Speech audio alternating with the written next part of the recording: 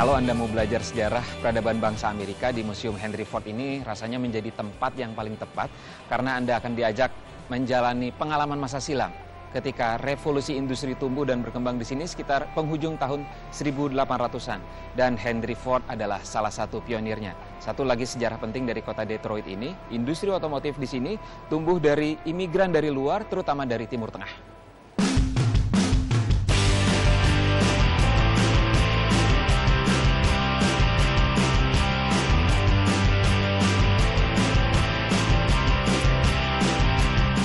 Henry Ford.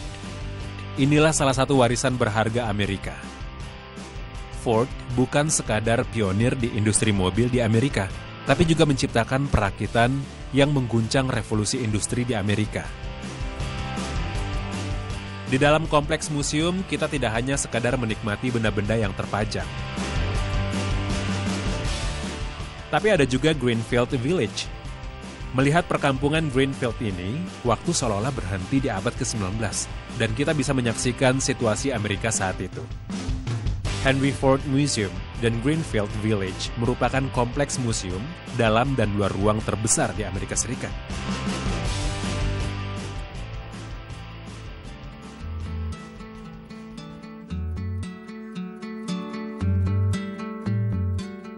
Detroit tak hanya memiliki kekayaan sejarah, tapi juga keberagaman.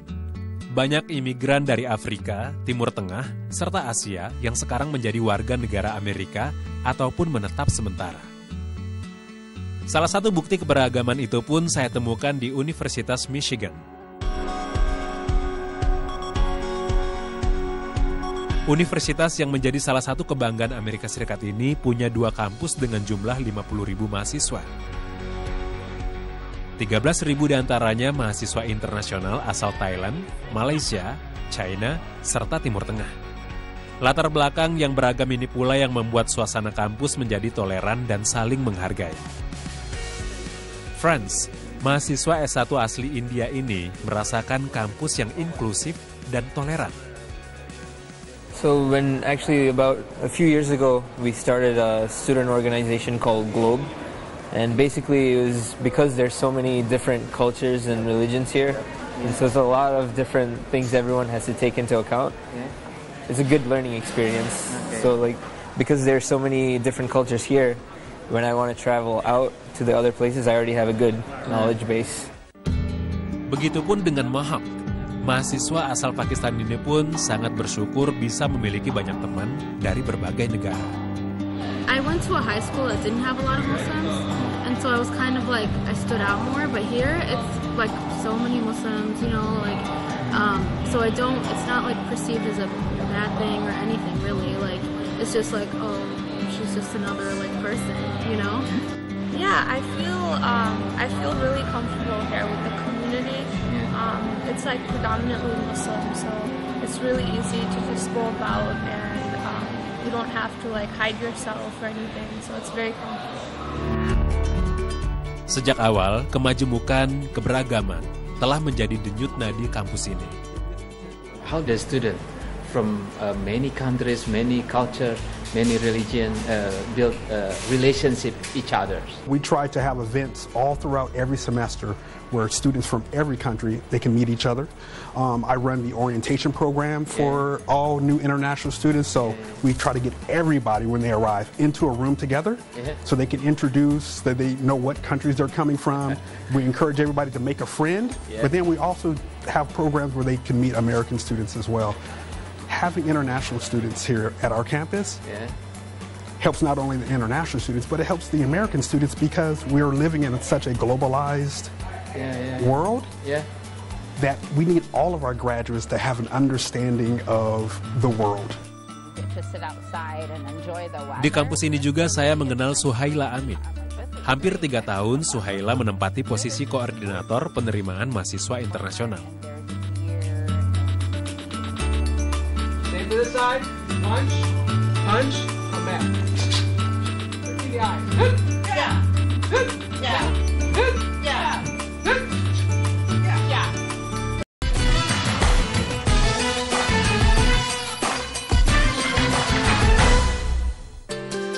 Hi, sorry.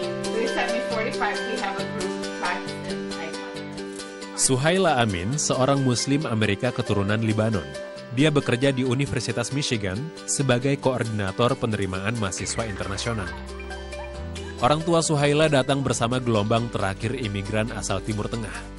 Mereka datang sejak tahun 1970 hingga 1995 bersama gelombang imigran dari Libanon, Irak, Yaman, dan Syria. Kelompok ini pula yang membawa Islam ke negeri Paman Sam. Suhaila selalu menjaga tradisi dan kebudayaannya termasuk warisan kuliner asli Libanon. Roti zatar khas Lebanon menjadi menu pilihan menemani sarapannya di pagi hari. Hampir setiap hari sebelum beraktivitas, ia sempatkan mampir ke toko roti langganannya. I love the history of our culture. So in Lebanon, where we're from, you'll find women sitting on the top of their roof in their villages, and they have the yogurt out and they're drying it so that they make kishik, and then they grind it up and they make it into a powder, and then when you're cooking it, they put tomato, potatoes, meat in it, and you can either eat it like a soup, where it's like a thick type of soup, or you can put it on bread.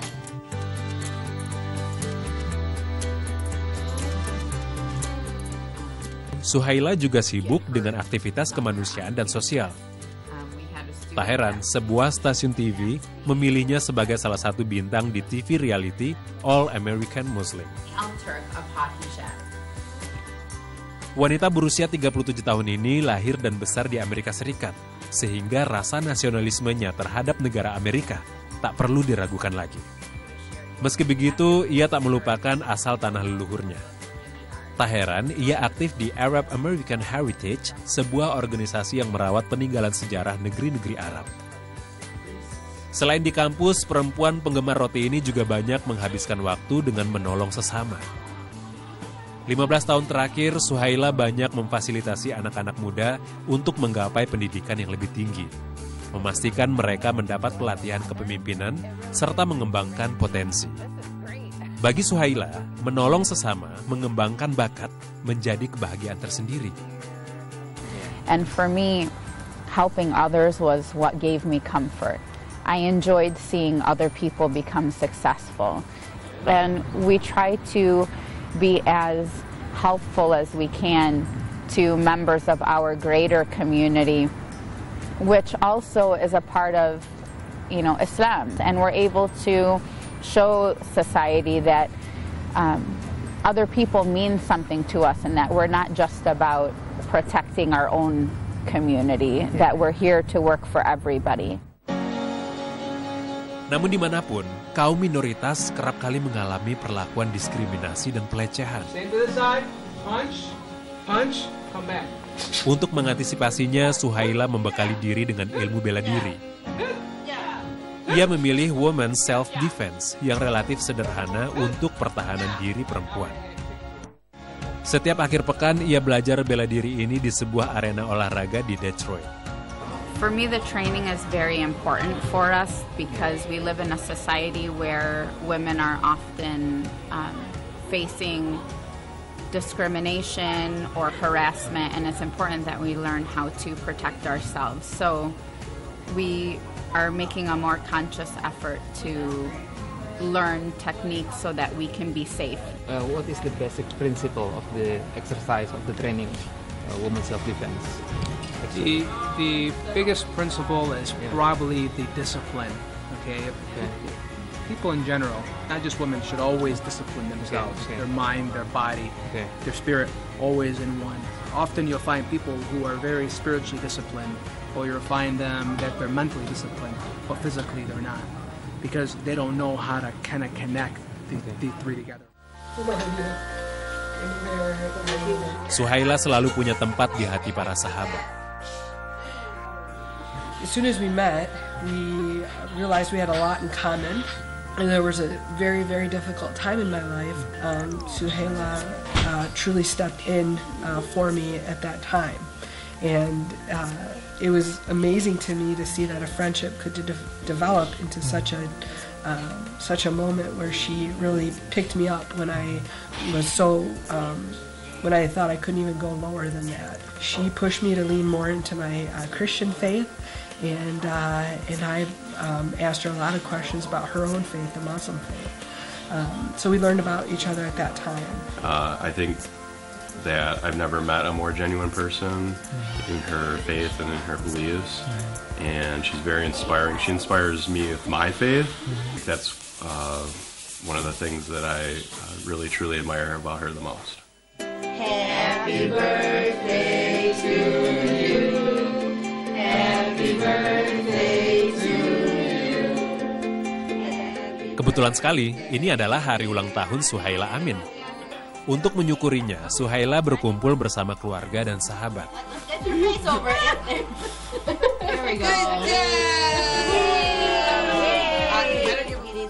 Suhaila tak hanya memberi kehangatan dan cinta bagi orang-orang di sekitarnya. Ia menjadikan rumahnya istana penuh cinta dan keberkahan bagi keluarga. But, really my dream is to continue being a good person. My only hope in life is that I can continue to be a good person and that I can continue to stay focused on my faith. Probably one of the most important things to me right now in life is to make sure that I do as much education as possible to teach people about who we are as Muslims, not only here in the United States but globally, and to ensure that they have a better image than what the media is showing them.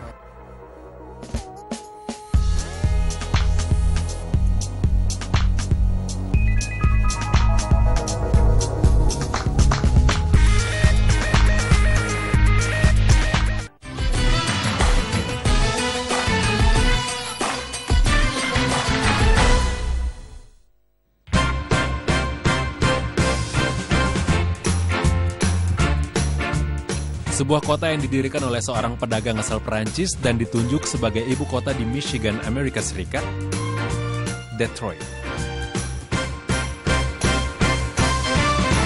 Detroit tumbuh dengan cepat pada masanya setelah menjadi pusat pengolahan air, gandum, dan produk-produk pertanian lain. Henry Ford, penemu mobil Amerika pertama, membantu Detroit memperoleh posisi sebagai ibu kota permobilan dunia. Sebuah kota paling berpengaruh terhadap jatuh bangunnya industri Amerika Serikat. Produksi otomotif turun sebanyak 30% selama 3 tahun dalam dekade 1980-an. Keadaan ini makin parah dari tahun ke tahun. Hingga akhirnya Detroit kemudian mengajukan kebangkrutan pada pengadilan federal tanggal 18 Juli 2013 dengan kewajiban hutang mencapai 18,5 miliar dolar Amerika. Detroit berjuang cukup berat untuk kembali memulihkan ekonominya setelah didera krisis cukup lama. Namun kini Detroit bangkit. Hal ini terlihat dari kemegahan bangunan pencakar langitnya. Renaissance Center atau juga disebut General Motor Renaissance Center merupakan sebuah kompleks perkantoran. 7 pencakar langit berada di downtown Detroit.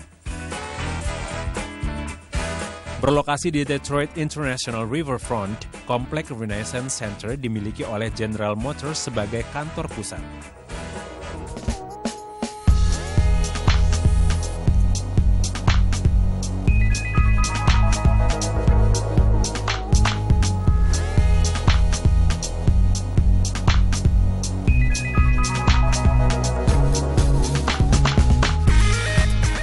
Gedung ini juga menjadi gedung tertinggi di Michigan sejak berdiri tahun 1977.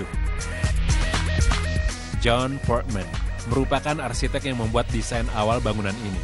Di dalamnya terdapat pusat perbelanjaan, restoran, bank, dan bioskop. Detroit tak hanya mulai bangkit dari keterpurukan. Detroit juga menjadi tujuan bagi para kaum muslim dari berbagai negara, termasuk Indonesia. Saya berkesempatan mengunjungi beberapa mahasiswa dari Indonesia dan negeri jiran Malaysia yang sedang menuntut ilmu di Wayne State University. Wayne State University adalah universitas riset negeri terbesar, ketiga di Michigan, dan satu dari 50 universitas terbesar di Amerika Serikat. Terletak di Midtown Cultural Center Historic District. Di sini saya bertemu Anissa Rohadia, Vika Trianggraini, dan Atomos Rutio. Dari mereka, saya jadi tahu perjuangan Muslim menuntut ilmu di negeri Paman Sam. Tapi ada nggak pengalaman yang kurang menyenangkan lah, katakanlah? Menyenangkan. Mungkin ada sih 1-2, tapi saya pikir ya itu it's nothing compared to like overall pengalaman yang menyenangkan itu ya. Jadi biasanya waktu itu yang terjadi itu adalah saya sempat jalan di satu daerah, terus ada, saya pikir mungkin antara dia itu mabok atau apa, dia mengucapkan kata-kata yang tidak menyenangkan. Paling seperti itu sih, ya. Itu tidak masalah ya, tidak mengganggu ya? Enggak. Wajar ya itu. Iya, saya pikir ya overall I think itu kejadian yang termasuk langka ya.